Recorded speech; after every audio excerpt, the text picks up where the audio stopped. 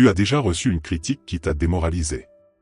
Ce sentiment de doute, de remise en question, peut parfois être accablant.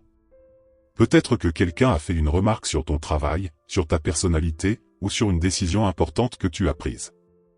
Et cette critique t'a affecté bien plus que tu ne l'aurais voulu. Mais si je te disais que cette situation, aussi désagréable soit-elle, est en réalité une occasion de t'améliorer et de renforcer ta motivation? Ce n'est pas la critique qui devrait te faire perdre ton calme, mais ta réaction à cette critique. Le stoïcisme, cette philosophie de sagesse pratiquée par des figures comme Épictète, Sénèque ou Marc Aurèle, nous offre des outils puissants pour surmonter les critiques et garder le contrôle de notre esprit. Aujourd'hui, on va explorer ensemble comment appliquer les principes stoïciens pour rester calme et motivé, quelles que soient les critiques que tu reçois. Parce qu'au fond, ce n'est pas la critique elle-même qui compte, mais bien la manière dont tu choisis de la recevoir. Le stoïcisme face aux critiques. Le stoïcisme est une philosophie ancienne, née dans la Grèce antique, qui nous enseigne à prendre du recul face aux événements de la vie. Les stoïciens croient que nous ne pouvons pas contrôler ce qui se passe autour de nous, mais que nous avons un pouvoir immense sur notre façon de réagir. Les critiques des autres, qu'elles soient constructives ou malveillantes, font partie de ces événements extérieurs que nous ne pouvons pas éviter. En revanche, notre réaction à ces critiques, elle, dépend entièrement de nous. Le stoïcisme nous pousse à ne pas nous laisser submerger par des émotions négatives, mais plutôt à rester lucide et à transformer ces moments de tension en opportunités de croissance personnelle. Quand quelqu'un nous critique, plutôt que de nous défendre ou de nous laisser démoraliser, il nous invite à poser un regard objectif sur la situation. Est-ce que cette critique a une part de vérité? Que puis-je en apprendre pour devenir une meilleure version de moi-même? En adoptant cette vision, nous nous affranchissons du pouvoir des critiques sur notre esprit. La critique n'a de pouvoir que si tu lui en donnes, Épictète. Épictète, l'un des plus grands philosophes stoïciens, nous dit quelque chose de fondamental. Ce ne sont pas les événements qui nous perturbent, mais la manière dont nous les percevons. Autrement dit, une critique n'a de pouvoir sur nous que si nous choisissons d'y accorder de l'importance. Si quelqu'un te critique, cela ne doit pas te toucher personnellement, à moins que tu choisisses de le prendre ainsi. Les mots d'une autre personne ne sont que des sons, des symboles, qui n'ont de sens que si tu leur en donnes un. Si tu choisis de ne pas y prêter attention, ils n'auront aucun impact sur ton état d'esprit. Par exemple, si quelqu'un te dit que ton travail est mauvais, c'est une simple opinion. Tu peux décider de l'ignorer si tu estimes qu'elle n'est pas fondée, ou de l'examiner pour en tirer des enseignements.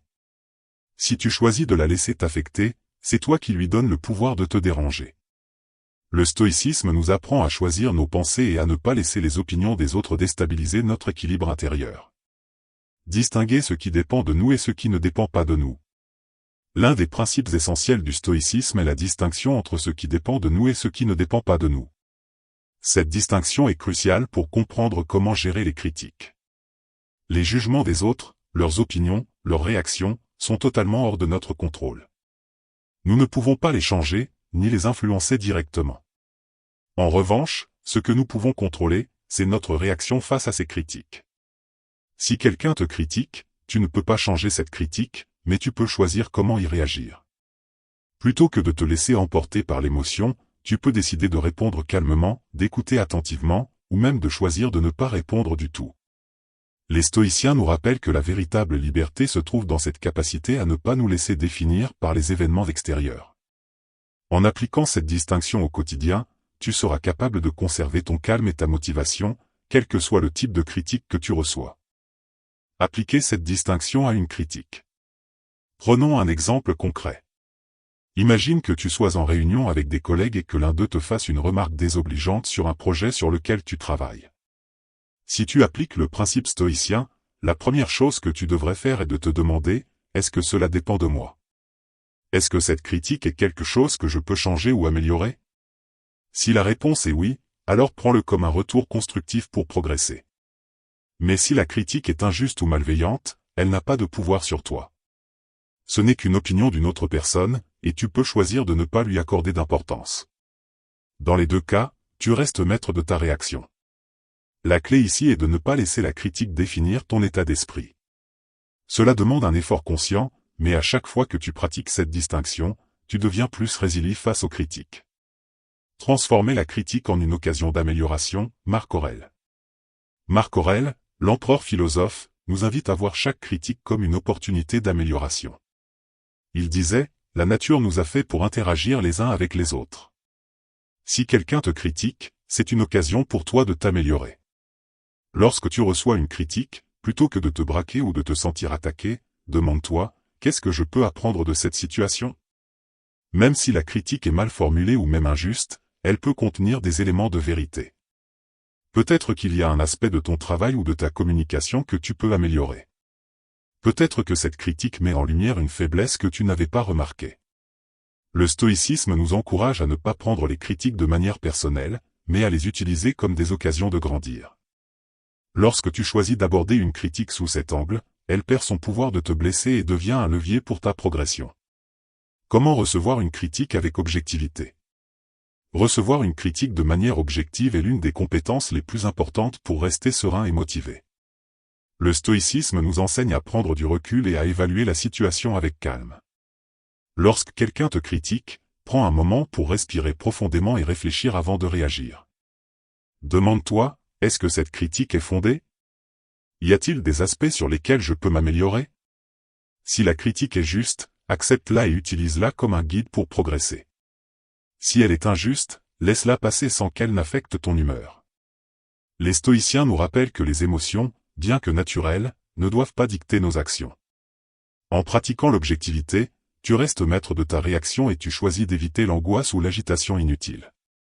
L'auto-examen quotidien pour se préparer aux critiques, Sénèque.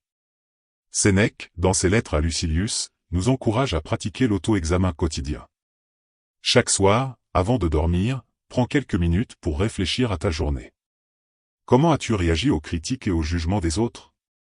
As-tu réagi avec calme, ou t'es-tu laissé emporter par l'émotion?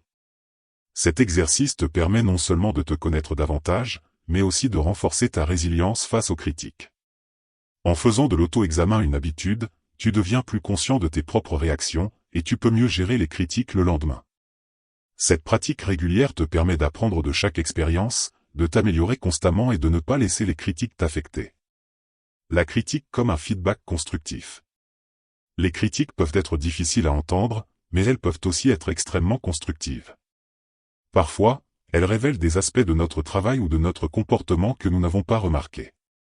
Le stoïcisme nous enseigne à voir chaque critique comme un retour d'information, et non comme une attaque.